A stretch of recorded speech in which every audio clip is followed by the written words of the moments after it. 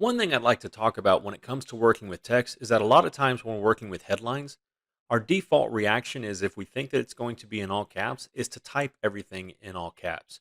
And I want to kind of discourage you from doing that only because sometimes if you do this quite a bit and a client decides they don't like it, they want to see it differently, then you have to come back and retype what it is you typed out in all caps. So if you can get into the habit of just typing it normally, I'll show you a shortcut that you can use to turn the caps on and off for text.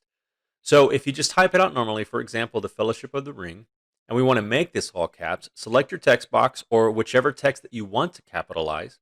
Come over to your Properties panel. You want to come down to your character.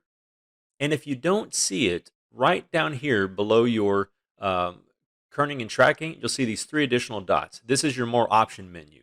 Click on it and scroll down just a little bit farther, and you'll see these options right here.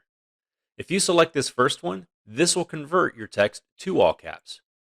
So the nice thing is, if your client comes along and says, you know what, I thought all caps would be great, but I don't like it, you don't have to go back and retype this back in into a normal cap size.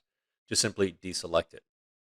The next one is basically small caps, where the first letter will appear as a large cap. Everything after that particular first letter will appear in caps, but smaller, like that. And of course, you've got your superscript, subscript. If you're not familiar with those, let's add a 2 for this. Maybe Peter Jackson decided to make a sequel on this one. If you select your text, you can always click on the superscript.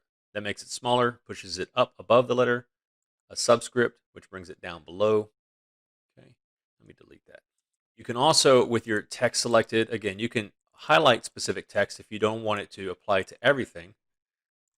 You can also underline it or do a strike through or do or do multiple at once. But anyway, I do find this to be a much quicker method and a smarter method when it comes to working with text.